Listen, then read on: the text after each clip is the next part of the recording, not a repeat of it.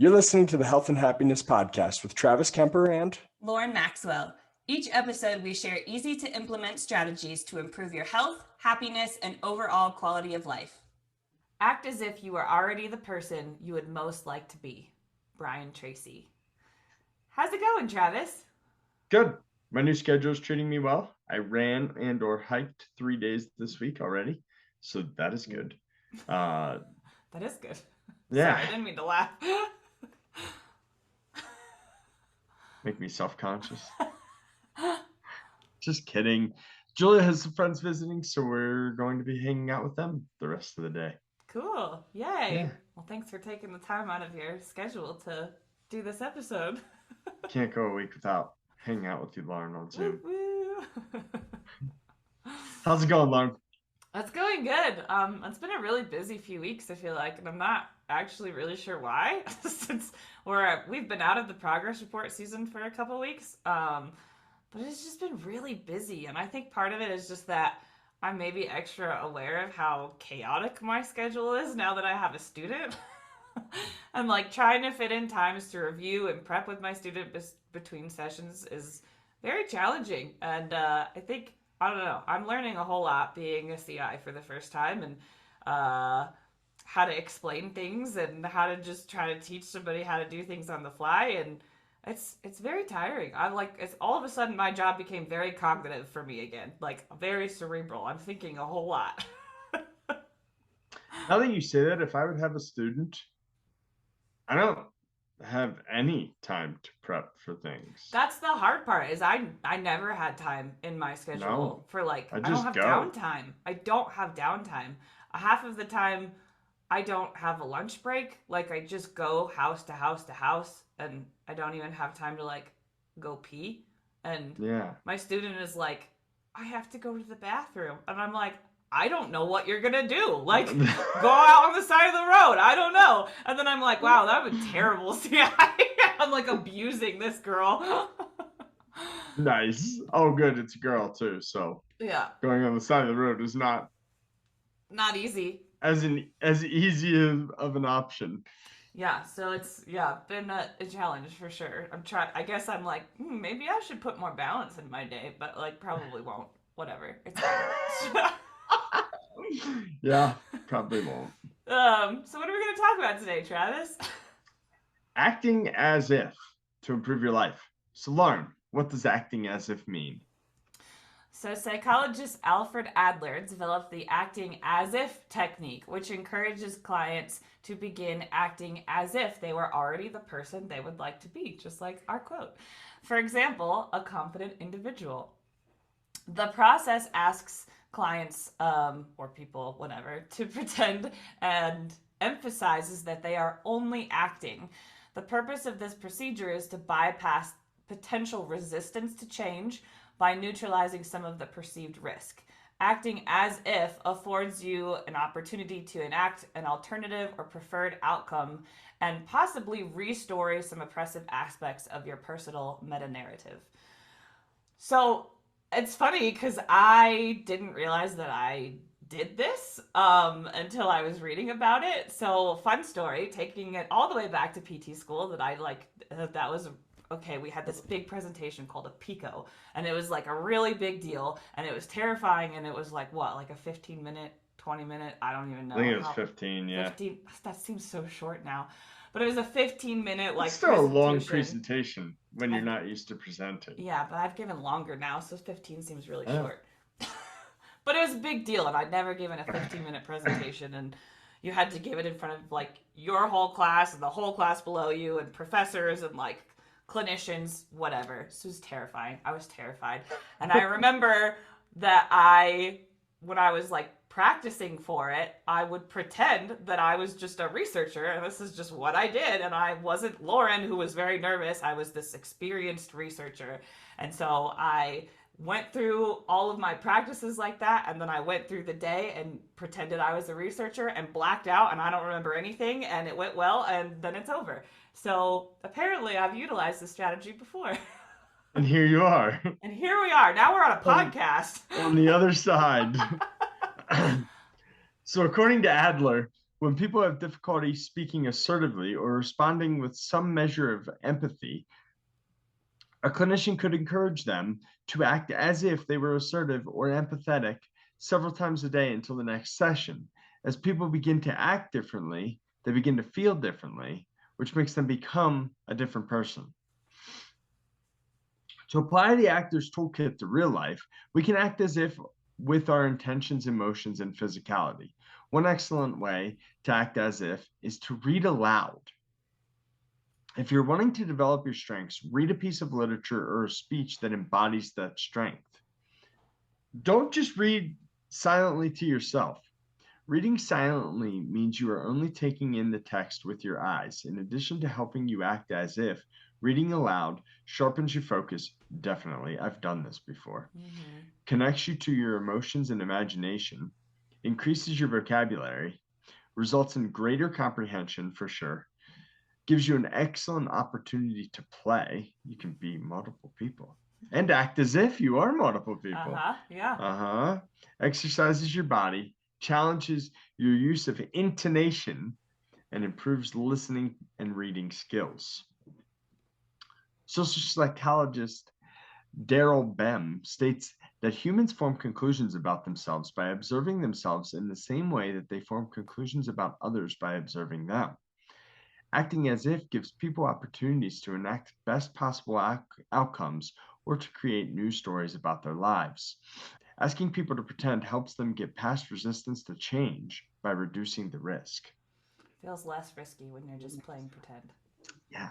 But there's actually a bunch of research to support acting as if. So, want to be happier? Smile. You have indirect control over your emotions through consciously choosing new ways of behaving.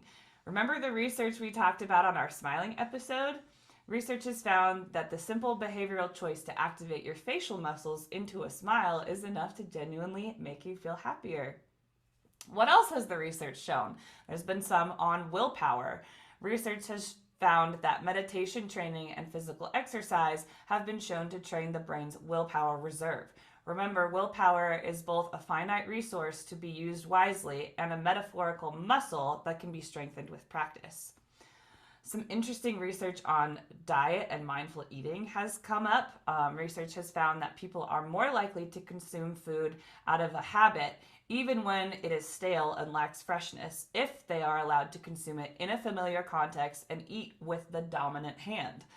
So if you're trying to implement new and healthy eating habits, consider eating with your non-dominant hand so that you will be more mindfully aware of your behavior. I would definitely be more mindfully aware if I was trying to eat with my left hand. Yeah, that'd be so much harder. I'd also need a bib. Napkins everywhere. Yeah, for sure. For sure. I can see how that would work. There's been some evidence on perseverance. Research findings suggest that when faced with a difficult task, people who sat up straight and crossed their arms persevered for almost twice as long as others.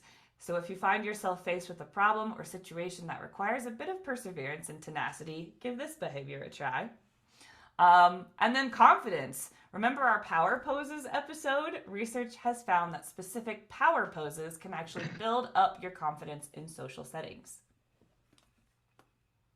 So research done at MIT found that people who sat in hard chairs were less likely than people who sat in soft chairs to be flexible while negotiating over the price of a used car.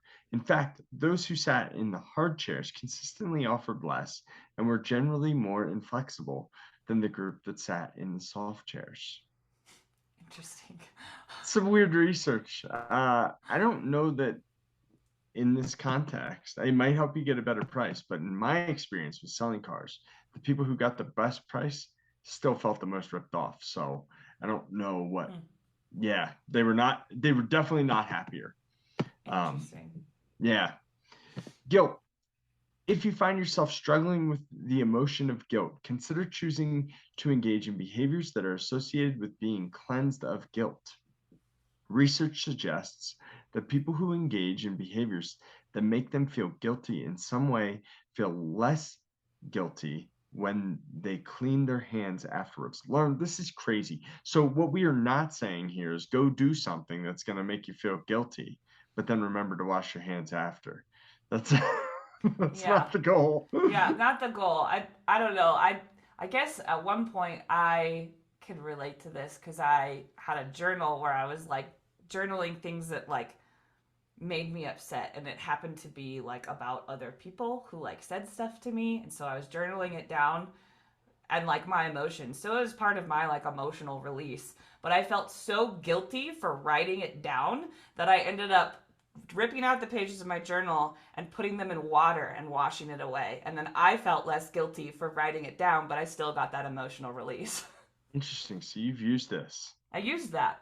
It just came Interesting. back to me. I did that as a child. So Well, I wash my hands a lot, so maybe I'm just very guilty inside. We're just very clean and work Or in I just- healthcare. Or I just work in healthcare.